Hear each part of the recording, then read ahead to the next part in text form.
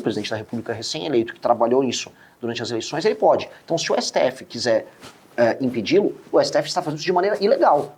E aí, decisão ilegal não se cumpre.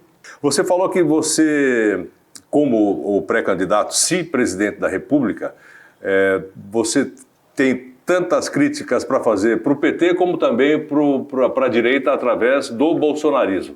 O que você pode falar a respeito do bolsonarismo e também do PT nessa história, nessa campanha que você está iniciando aí? Assim, minha pré-campanha, muita gente que fala, pô, esse cara não é nenhum nem outro. Nenhum né? nem outro. Mas a minha campanha é mais do que isso. Minha campanha é algo. A minha primeira crítica aos dois começa assim, peço para os fãs e eleitores de ambos, me apresentem 3 propostas que o Lula e o Flávio Bolsonaro tenham a presidência da República agora. Ninguém sabe apresentar porque eles não apresentaram. O Lula, eu fui numa rádio, por exemplo, lá no interior do Ceará, e havia aquelas rádios que vivem lá com o apoio do Lula. Sim. E aí ele, não, o Lula é muito... Eu falei, me fala uma proposta do Lula. Aí ele, o pé de meia. Eu falei, pé de meia, o cara é presidente de uma das maiores repúblicas do mundo, e o plano dele de governo é um pé de meia. Não tem. O Flávio Bolsonaro também não tem. A campanha do Flávio é construída no vou soltar meu pai. Eu acho isso muito pouco para uma nação que quer muito. Então minha crítica já começa os dois candidatos sobre ambos não terem projeto de Brasil. Você acha que criticar o Bolsonaro pode te atrapalhar? Com certeza. Muito. Acho. E já me atrapalha. Na verdade, se o Movimento Brasil Livre, se o MBL tivesse recuado em todas as críticas ao Bolsonaro e puxado o saco do Bolsonaro, como muitos fazem, nós estaríamos 10 vezes maiores do que nós estamos hoje. O fã do Bolsonaro, o eleitor do Bolsonaro, o militante do Bolsonaro, ele é muito generoso. Se a pessoa, ela fala, estou com o Bolsonaro, ele apoia. Tanto que tem várias pessoas que passaram pelo nosso movimento, saíram do nosso movimento, viraram bolsonaristas e cresceram. Então o estímulo está claro, se você se junta ao bolsonarismo, você cresce. Por isso que o Bolsonaro está sendo traído por boa parte dessas pessoas. Porque essas pessoas vão atrás do like, do view e do voto usando o nome dele, ganham a eleição e depois vão ver o que fazem. E agora ele está sofrendo as consequências disso. Eu sou sincero. Quando o nosso deputado federal, Kim Kataguiri, quando havia projetos bons que vinham do governo Bolsonaro, quem votava e não tirava fotinho, fazia o dele. Esses caras tiram, gritam, é Brasil, não sei o quê, mas agora que ele está na cadeia, ele está preso, eles estão tocando o projeto deles. E no fundo é uma autocrítica que o Bolsonaro tem que fazer. Eles cativaram muito oportunista ao redor deles e eles vão acabar morrendo na mão do oportunista. Tá. Você falou de proposta. Quais são as suas propostas se você for eleito presidente da República? Primeira proposta, dia 5 de janeiro de 2027, eu vou colocar o Brasil em estado de defesa, circunscrevendo todas as áreas tomadas pelo crime organizado nesse status. Com status de estado de defesa, a polícia e as forças armadas, sob o comando do presidente da República, têm condição de, inclusive, entrar na casa das pessoas, que é onde as lideranças do tráfico se escondem. Com base nisso, a gente vai retomar as áreas que estão hoje controladas pelo tráfico. Nós também vamos alterar as leis penais e as leis de execuções penais do Brasil, que são as piores do mundo.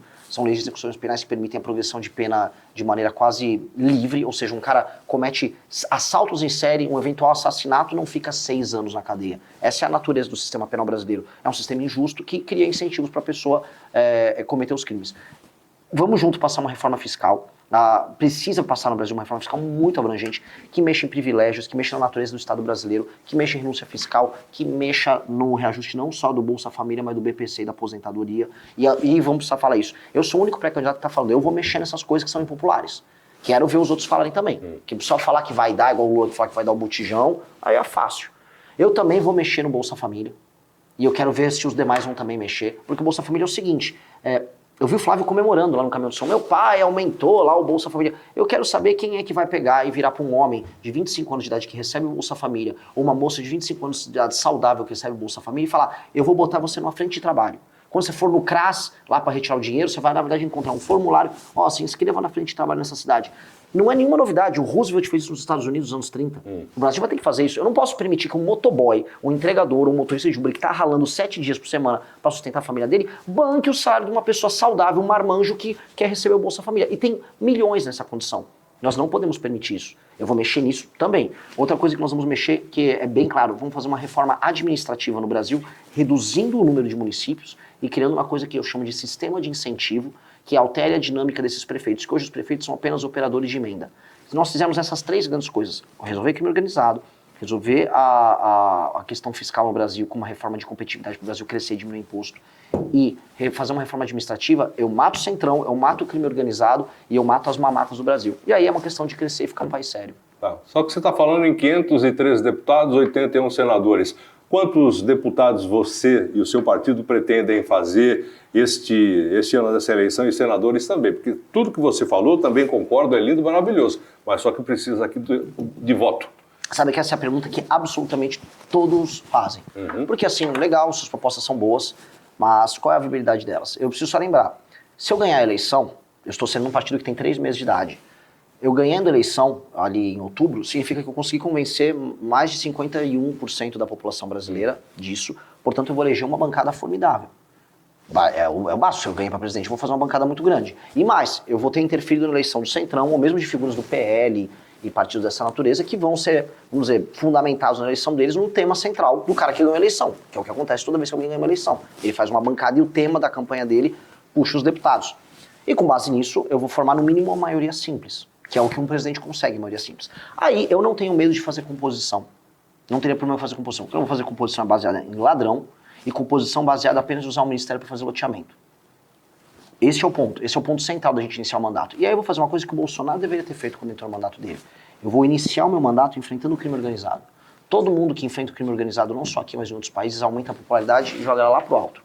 O Bukele fez isso em El Salvador, jogou a popularidade dele para quase 90%. O Bolsonaro deveria ter feito isso quando ele virou presidente. Eu achei que ele ia fazer isso. Ele ia ficar rodando de helicóptero lá as favelas. Eu vou matar esse vagabundo aí. Ele não fez.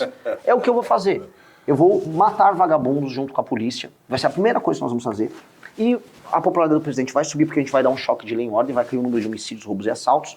E com uma popularidade em alta, a correlação de forças se altera junto com o Congresso. E aí eu posso passar a agenda fiscal, que é uma coisa mais difícil. E aí eu posso construir para passar a reforma administrativa, que também é uma coisa mais difícil. Mas é isso. É trabalhar em cima de uma timeline, uma linha do tempo baseada nessa perspectiva. E outra coisa, eu só vou ganhar a eleição se eu conseguir provar para as pessoas que eu vou conseguir destruir o crime organizado no Brasil. E se eu fizer isso, eu vou montar essa bancada. E como é que você vai fazer isso batendo de frente com o judiciário?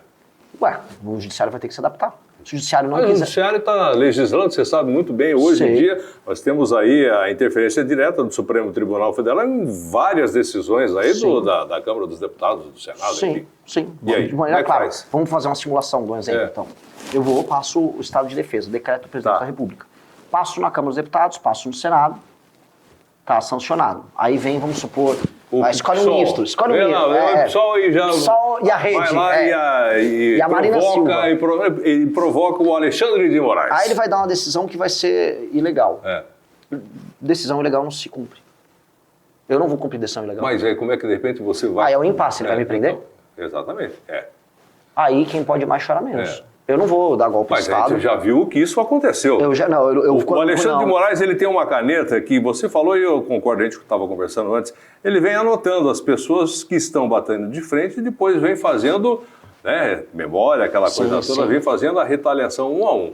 O Bolsonaro cansou de bater de frente com o Alexandre de Moraes no 7 de setembro na Paulista e falando a respeito do Supremo Tribunal Federal. O que aconteceu? Deram um jeito na história toda, acabaram prendendo o cara. Tudo bem que tem vários outros motivos, mas teve lá a ação direta do Alexandre de Moraes, que fez tudo para que isso acontecesse. Isso pode se repetir com você? Não. Por que não? Porque de 3 maneiras. O Bolsonaro era refém do STF por conta de decisões estúpidas que ele tomou no primeiro ano do mandato dele. O Bolsonaro, toda vez que ele era em estado... Por que decisões? Quando ele começou a entregar toda a Operação Lava Jato, quando a COAF foi retirada do Moro, quando eles acabaram com a prisão em segunda instância, isso acabou reforçando não só o Centrão, e ainda colocou 2 aliados. O Mendonça não, o Mendonça, sendo justo, ele começou mal, depois ele ficou um bom ministro. Vou te falar, hoje é o melhor ministro do Supremo que nós temos hoje. O Cássio Nunes não. O Cássio Nunes foi uma decisão muito ruim. O Augusto Aras, ele basicamente acabou com os processos que tinha contra autoridades que já estavam rolando, por exemplo, com a Raquel Dodge anteriormente. Então, o peso relativo do STF para com o Poder Executivo se alterou durante o governo Bolsonaro. Isso é um fato da realidade. A gente começou a falar do STF hipertrofiado durante o governo dele. Ele acabou reforçando isso. O Bolsonaro poderia ter acabado com as decisões monocráticas que tinha passado na Câmara dos Deputados e passou no Senado, e ele vetou isso. Isso basicamente entregou muito poder para Alexandre de Moraes. Ele acabou, na fraqueza dele, dando a faca para a mão que apunhalou ele. Dito isso, o Bolsonaro, toda vez que ele ia para a dividida com o Xandão, ele recuava.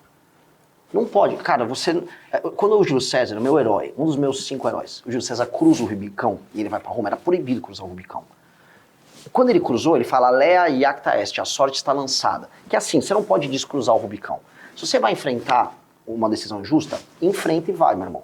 Não dá pra, vou xingar o Xandão e no dia seguinte liga pro Xandão. O que aconteceu no 7 de setembro? Ele foi, depois ele chamou o Temer e recuou. E ele entrou numa rota de colisão em que ele queria ficar enfrentando o Supremo, que ele dizia que o TSE estava fraudando urna e tal. Tá errado.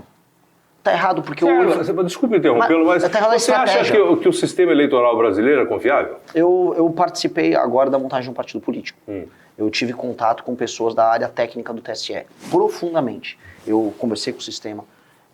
Aquelas pessoas definitivamente não são desonestas. Porque se alguém fraudou, são pessoas ligadas à área técnica lá. São concursados altamente qualificados. Eu não vi nenhum petista, nenhum infiltrado de nada. Muito pelo contrário. Eu acho que você pode ter fraude não na parte da técnica da urna, ainda que não existe sistema que não seja infraudável. Também, ou se chamar o Mossad para quebrar o sistema, ele quebra o sistema. Dito isso, eu não acho que os resultados da eleição eles tiveram essa interferência. O Lula, em cima de uma tese que eles trabalharam anterior, sim, eu estou pesquisando sobre isso. Inclusive o governo americano está pesquisando sobre isso. E sim, acho que houve interferência nessa ordem. Na urna ter sido alterado interferência direta para que os votos fossem para um e não fossem para outro. Tanto na parte do judiciário, eu lembro muito bem na época. Eu acho decisões judiciais que, por exemplo, afetavam as redes sociais, sim. Exatamente. Agora, a urna se alterar o resultado, eu acho que não. Inclusive, os resultados da urna, eles todos batem estatisticamente com o que costuma ser e como deve ser. Mas só retornando para não deixar a resposta sem resposta aberta.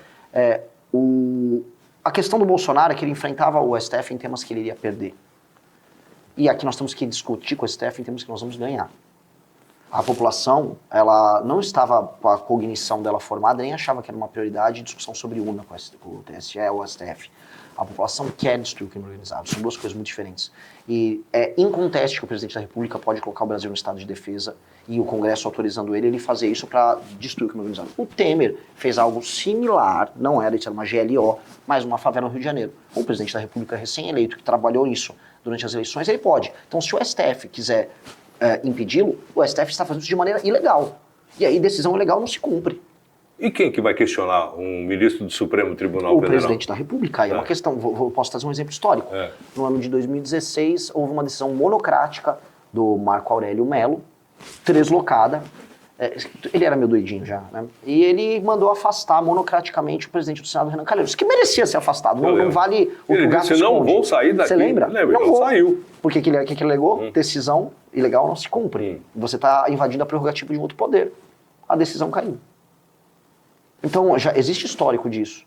E eu não estou falando em fechar esse tema nem nada, eu sou um democrata. Dito isso, eu não sou otário. Se eu fui eleito para isso, está tudo previsto na Constituição, eu vou cumprir a Constituição. Até porque o dever do presidente da República é defender o território nacional. A gente não pode permitir que 23 milhões de brasileiros vivam em áreas controladas pelo PCC e o Comando Vermelho. É o estrito cumprimento. Eu, como presidente da República, se não fizer isso, eu estaria descumprindo uma função constitucional, mas mereceria um impeachment. O Lula está descumprindo. O próprio Bolsonaro, o Temer, todos os presidentes que não atacaram essa área, eles estavam em descumprimento da Constituição. E eu digo mais, as Forças Armadas brasileiras deviam ter vergonha delas próprias em permitir uma coisa dessas. Cidades inteiras. Questão de segurança nacional, cidade de Santa Quitéria, lá no Ceará, tem a cidade urânio. Inteira tá fora. E urânio, eles têm urânio. Tem urânio na mão do Comando Vermelho hoje. Isso é loucura. Não tem mais nenhum habitante, saíram todos da cidade. Isso é uma outra. A de Santa Quitéria é o prefeito do Comando Vermelho. Ainda tem habitante, mas tem urânio. Curtiu esse vídeo? Então deixa o like e comenta aqui embaixo o que você achou. Quero muito saber sua opinião.